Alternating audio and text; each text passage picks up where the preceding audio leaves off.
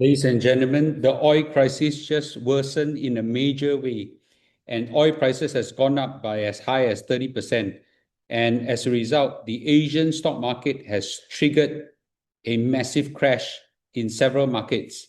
Will this be over to the US market? And why is the oil crisis happening in a massive way right now? Let's watch on, and I'll tell you what I think will be happening. Let's watch on, shall we?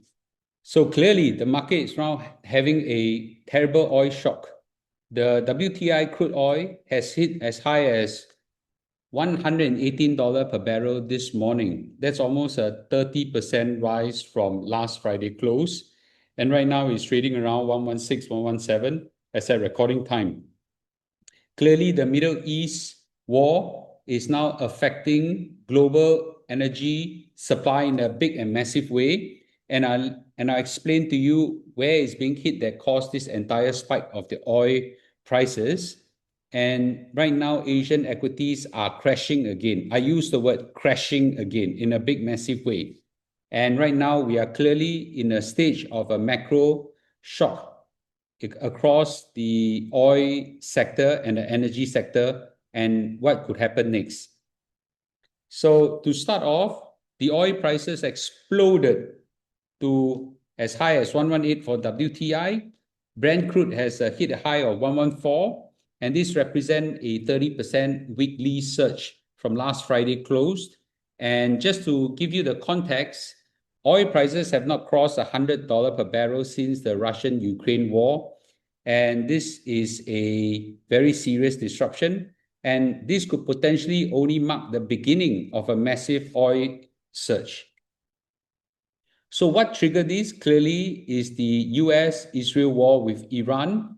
And right now, both sides are targeting each other energy infrastructure. And of course, this is an intended outcome as both hit each other at their Achilles heels. And let me explain to you why Iran is attacking the global oil infrastructure in a short while. Now, to begin with, the Straits of Hormuz, which Iran controls, okay, right now is clearly being choked. They declare that they are not closing it, but no ships there to cross it. Even tugboats are being hit right now. People have died. So clearly right now there's a supply squeeze. Nobody's going to take that kind of existential life and death risk to sail past the Straits of Hormuz.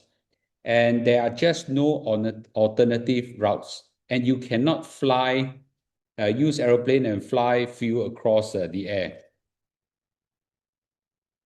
So oil production is collapsing. So before the crisis, for example, Iraq is producing at 4.3 million barrels per day. Right now has dropped to 1.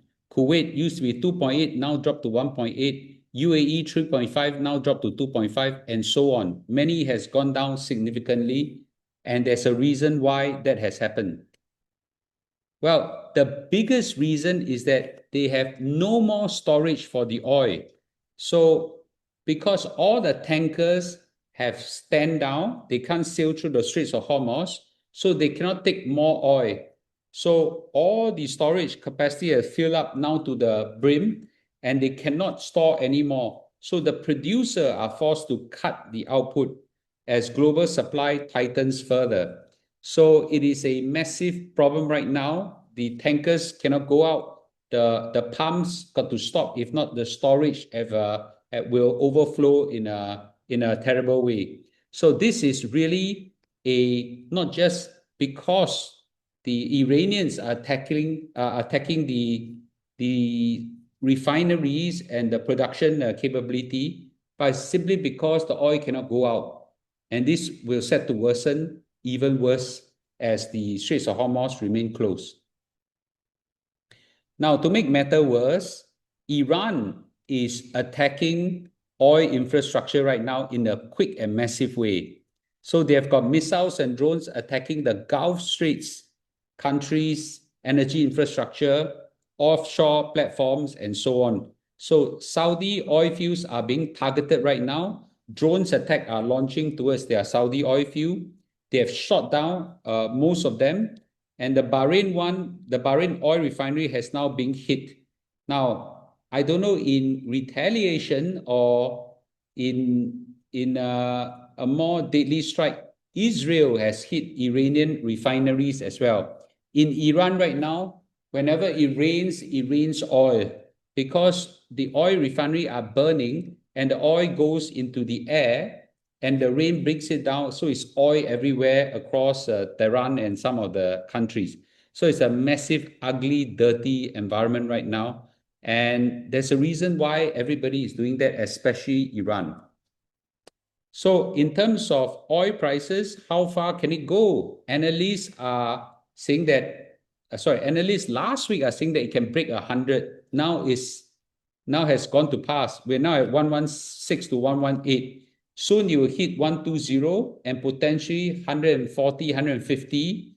And that will be a major oil disruption and energy crisis across the world. If it ever hits to 200, which is the extreme case, then it spells a crisis globally. And I think Trump knows that and Netanyahu knows that as well. So the initial stock market reaction across Asia Pacific is the Nikkei 225 has fell by 7%. As at recording time, it has recovered by about less than 1%. So it's 6 to 7% crash. And that is the sharpest single day drop in years. I've actually never seen the Nikkei drop by 7%. The KOSPI last week crashed by 12%. It recovered by 12%. Now it crashed by 8% again. And that has triggered circuit breakers, and that's very serious. Even the Hang Seng Index has crashed by 3%. STI right now looking at negative 2.7%, and that's unheard of for quite some time. So Asia Pacific hardest hit in a massive way. Clearly, this is a market panic right now, and circuit breakers are being triggered. Circuit breakers, for those people who don't know, they are emergency mechanism to stop market trading for maybe half an hour or so, and then let everybody cool down and go back to trading again. Now, it is not meant to stop trading. It's meant to bring some cooling off time for people, and circuit breakers are not very common. And so when circuit breakers are hit, it is very, very serious for stock market. Now, US seems to be the one that is most resilient, and the biggest reason is that US is now a oil producing country, and they have a lot of oil, they have a lot of gas, so they are hit to some extent less. So the Dow Jones is hit, and the S&P 500 and NASDAQ are hit last week, but today on the futures market, we're looking at about 2% fall so far. Now, 2% may not be that big, but if it continues 2%, 2%, 2%, 2%, then that'll be very serious. But clearly, US is in luck that they are being hit the least. Just to help everybody recall why oil shock crashed the market is because when oil prices goes up, the energy cost that we are all experiencing, whether is it our cars, our electricity, buses, public transport, airplane, shipping, all this will go up. As a result, logistic cost goes up, and as a result, consumer spending will be cut in a massive way, and this will trigger recession and inflation. This is the worst outcome. We call this a stagflation, and very often the monetary authority will come and intervene and increase the interest rate, and this caused a market crash in a massive way. We did experience this in a big way in 2022. Now it seems repeating again. Now, a lot of people must be asking, why is Iran targeting oil infrastructure? Well, it's very simple. It is because of our reaction right now. That's why they are targeting even more. They whack this energy infrastructure, the whole world go into a shock. Now, this is called strategic leverage. When they hit all this oil infrastructure, everybody will go into shock and pressure the attackers to stop attacking, including United States and Israel. They will feel the economic pain. Now, I did say that United States will feel less of the impact of the oil prices, but they will feel the impact of inflation. Even Donald Trump, as much as he don't admit it, is feeling the pinch, and I feel that he is now chickening out and caving in soon.